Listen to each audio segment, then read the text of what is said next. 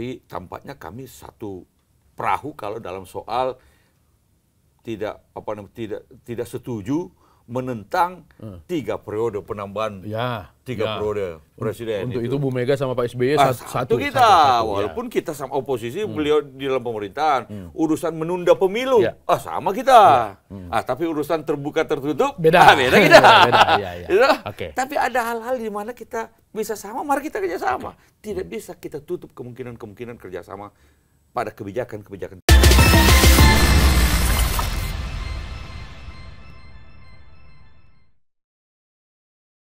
Ya, kata orang-orang tua, silaturahmi itu mendatangkan rezeki karena banyak kebajikan di silaturahmi. Tapi di tahun politik, silaturahmi itu bisa macam-macam artinya karena nggak ada makan siang yang gratis kalau kata orang politik.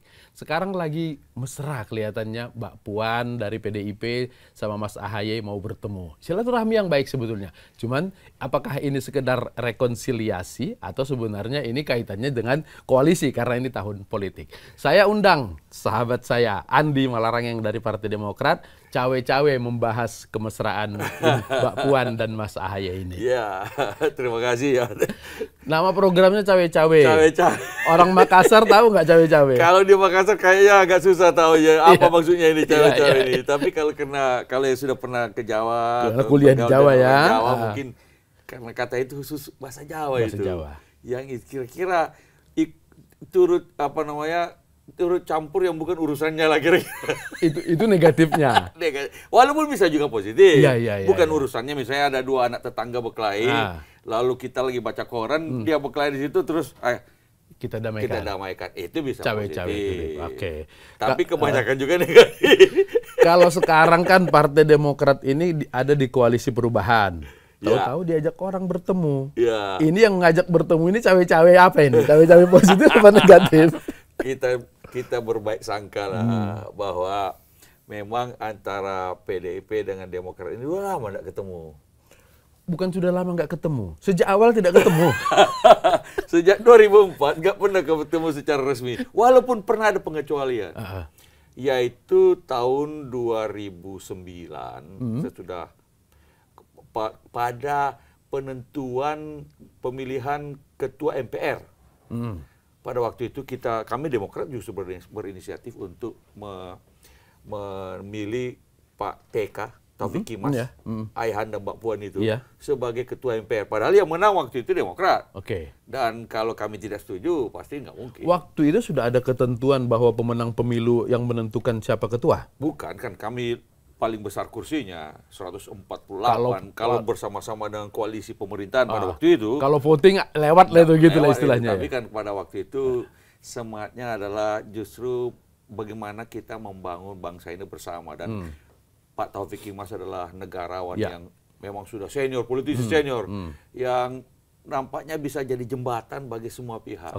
Termasuk pada kami pada waktu itu yang sedang berkuasa di istana. Pak SBY jadi presiden pada waktu itu kan. Dan kita sepakat dan disambut baik, kemudian kita bekerja sama pada waktu itu. Tapi setelah itu boleh dikata nggak ada kalau pada tingkat kepala daerah di daerah adalah kita bersama-sama mendukung calon gubernur ini, calon bupati itu dan sebagainya. Tapi kalau pada tingkat nasional terakhir Pak TK itulah. Secara nasional selama Pak SBY di istana, PDIP oposisinya. Begitu orangnya Bu Mega yang duduk di istana, kita oposisi. Memang nggak pernah bertemu. Nggak bertemu. Dan kayak apalagi waktu itu Pak yang kita dengar dari Sekjen PDIP Pak Hasto kan katanya nggak mau bekerja sama dengan Demokrat atau tidak akan bekerja sama dengan Demokrat. Jadi kita betul-betul surprise dengan adanya pertama Mbak Puan mengatakan bahwa Mas AHY disebut-sebut namanya lah dalam radar PDIP. 10 nama ada. Kan? Lalu kemudian ada ajakan untuk bertemu. Kita sebut baik karena ini bagi saya ini bukan cuma komunikasi dalam rangka pemilu 2024, tapi jauh lebih panjang dari itu. Ini adalah 2 generasi muda penerus di partai politik yang besar yang kemudian ingin berkomunikasi, dan kenapa tidak? Ke depan mereka inilah yang akan memimpin bangsa ini. Dan kemudian kalau mereka bisa bekerja sama, silaturahim, dan komunikasi, paling tidak Ya, komunikasi komunikasi lah. dulu, ya. Ini kan baik untuk bangsa. Betul. Sejuk juga Sejuk, dalam oke. politik yang mulai hangat ini. Kalau itu kaitannya rekonsiliasi.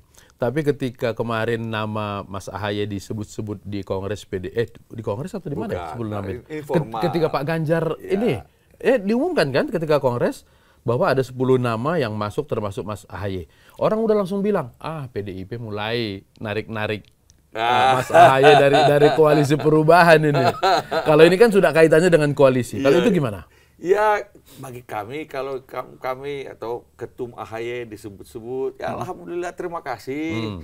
Artinya bahwa memang masih masuk radar juga kan, begitu. Tetapi kami juga ingin menyampaikan bahwa kami Partai Demokrat sekarang ini sedang membangun koalisi bersama-sama Partai Demokrat, Partai Nasdem dan PKS. Dan mengusung calon presiden Mas Anies Baswedan. Itu posisi kami. Dan jelas itu ketika bukan hanya, dan silaturahmi kami kan bukan hanya kepada PDIP. Artinya kalau ini satu dari PDIP yang kami sambut baik. Kalau yang lain-lain juga kan kami membuka komunikasi dengan partai lain, termasuk juga misalnya Pak Prabowo datang ke Pacitan bertemu dengan Pak SBY, Pak Erlangga datang ke Cikeas, begitu juga Pak Muhaimin, Caimin. Jadi kita membuka kesempatan. Tapi setiap kali bertemu pun kami sampaikan posisi kami tetap komitmen dengan koalisi perubahan dan persatuan.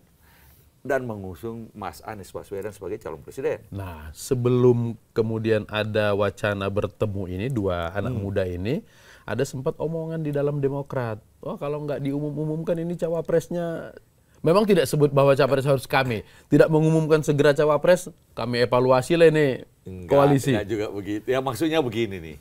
Ini kalau kami di koalisi perubahan, ini kan koalisinya 3 partai. Ya. Sekarang kami sepakat mengusung Mas Anies Baswedan sebagai calon presiden. Tapi masing-masing partai ini kan masih jalan sendiri-sendiri. Mengusung sama-sama mengusung Mas Anies, tapi masih jalan sendiri-sendiri, belum disatukan menjadi satu barisan yang kokoh. Kan sudah deklarasi. Ya, tapi kan masih belum masih deklarasinya pasti masing-masing. Deklarasi bersama belum ya? Belum. Belum. Nah, jadi belum menyatukan kekuatan 3 partai ini menjadi satu barisan dengan tim kampanye nasional, lalu kemudian bagaimana jaringan sampai ke daerah-daerah, relawan dan sebagainya. Ini belum dilakukan. Nah, itulah yang kami sampaikan bahwa ini perlu segera disatukan kekuatan ini sehingga tentu saja dengan capres-cawapresnya supaya kan jelas barisan ini pemimpinnya siapa. Jadi deklarasi bersama itu harus ada sepasang. Oh ya sepasang lah. Wah kalau sendiri kan belum lengkap namanya. Deklarasi dulu, nanti baru sambil sama-sama mencari. Nggak bisa? Harus lengkap dong. Supaya maksud saya ini tadi itu supaya langsung semua sehingga begitu setelah deklarasi bisa full speed. Karena waktu makin dekat ini. Dulu 2019 itu pemilunya bulan April. Pendaftaran partai bulan Agustus. Kampanyenya panjang. 8 bulan itu. Kampanyenya panjang. Nah, ini kita sudah masuk sebentar lagi bulan Juli nih. Sementara pemilunya cuma Februari. Jadi memang harus ada percepatan. Kalau tunggu kampanye pendaftaran lalu kampanye cuma 75 hari. Itu nggak mungkin mengcover seluruh Sabang sampai Merauke, 38 provinsi sekarang dengan hanya 75 hari. Kalau sudah deklarasi sepasang, Demokrat akan full speed. Bukan cuma Demokrat, seluruh kekuatan ini jadi full speed. Kalau wakilnya bukan Ahaye, full speed juga nggak? Itu kita tidak usah mengandai-andai. Kalau kami terus terang, kita berpegang aja pada piagam kesepakatan yang sudah ditandatangani oleh ketiga partai politik. Ada disebutkan? Ada disebutkan kriteria. Diserahkan kepada Mas Anies Baswedan untuk menentukan sesuai dengan kriteria-kriteria yang sudah disepakati bersama. Misalnya berkontribusi untuk kemenangan. Karena untuk apa gunanya kalau tidak menang? Berkontribusi untuk stabilisasi koalisi. Berkontribusi untuk perubahan. Lalu kemudian juga ada visi yang sama dengan capresnya, ada chemistry-nya. Jadi kira-kira kan sudah jelas itu. Untuk seluruh piagam ini Mas Ahaye masuk? Kemudian kami menyodorkan tentu saja Mas Ahaye. Monggo dibanding-bandingke. Nah, kalau lagunya ojo Ya, dibanding-bandingke. kalau ini monggo. Nah, ini monggo dibanding-bandingke. Ya. Nah, silakan Mas Anies sebagai capresnya menentukan. Di depan, di permukaan selalu Bapak SBY maupun Mas Ahaye selalu bilang ya terserah Mas Anies karena memang piagamnya seperti itu. Tapi ada orang-orang di samping-samping ini yang bilang kalau enggak Mas Ahaye kami kalau kami Partai Demokrat nggak pernah bilang begitu. Yang kami katakan adalah bahwa kalau mau menang milih Ahaye, Anies Ahaye.